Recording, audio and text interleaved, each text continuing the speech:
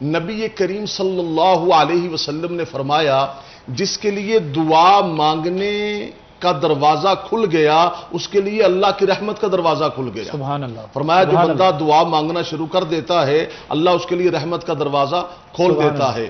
اور اللہ رب العالمین دعا مانگنے والوں کی اتنی لاج رکھتا ہے، عزت رکھتا ہے کہ نبی کریم صلی اللہ علیہ وسلم نے فرمایا، ترمذی کی حدیث ہے کہ ان ربکم تبارک و تعالی حی کریم، کہ بے شک تمہارا رب تبارک برکت والا ہے، تعالی بزرگی والا ہے، حی وہ حیا والا ہے، کریم وہ بڑا نرم ہے تمہارے اوپر، یستحیی من عبدہ اللہ کو شرم آتی ہے، حیا آتی ہے کب اپنے بندے سے، اذا رفع یدیہ الیہ، بندہ جب ایسے اپنے ہاتھ اٹھا لینا اللہ کے سامنے، اللہ کہتا ہے مجھے شرم آتی ہے، یردہما صفرا، کہ میں اپنے بندے کے ہاتھوں کو خالی واپس لوٹا دوں.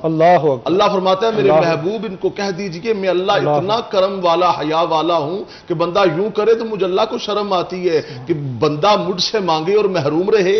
نبی کریم صلی اللہ علیہ وسلم نے فرمایا دعا کا مانگنا کسی حال میں بھی خیر سے خالی نہیں. جب دعا مانگی جاتی ہے دعا تین حصوں میں تقسیم ہو جاتی ہے.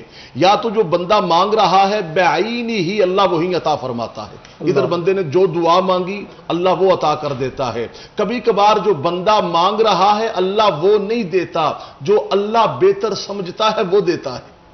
جو بندہ مانگ رہا ہے اللہ وہ نہیں دیتا، جو اللہ بہتر سمجھتا، کوئی مصیبت ٹال دی، کوئی تنگی دور کر دی، اس کے لیے بہتر ہوتا ہے، ہاں جی اس کے متبادل اللہ کو رحمت فرما دی.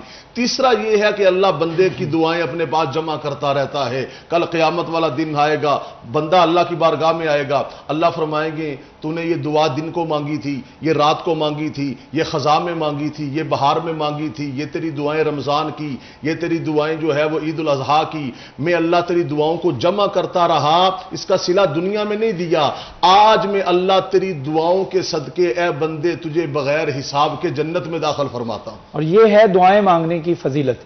دعا کی فضیلت یہ ہے کہ نبی کریم صلی اللہ علیہ وسلم نے فرمایا کہ جو بندہ مومن کا ہتھیار ہے وہ دعا ہے. جو بندہ مومن کا ہتھیار ہے وہ کیا ہے؟ دعا ہے. اور نبی کریم صلی اللہ علیہ وسلم نے فرمایا، حضرت علی سے کہا تھا، حضرت علی شیر خدا مولا علی ابن ابی طالب دعا مانگ رہے تھے، یوں اللہ کے نبی نے یوں کندھے پہ نہ تھپکی دی، فرمایا علی دعا میں سخا شامل کر لو، دعا میں سخا شامل کر لو. جی یا نبی اللہ، سخا کیا مطلب؟ کہ جہاں اپنے لیے دعائیں مانگو وہاں دوسرے کے لیے بھی دعائیں مانگا کرو. اور اللہ کے نبی نے فرمایا دعا کی فضیلت یہ ہے کہ جب تک تم کسی اپنے مومن مسلمان بھائی کے بارے میں دعا مانگتے رہو گے اللہ تمہاری دعائیں قبول فرماتا رہے. اللہ اکبر.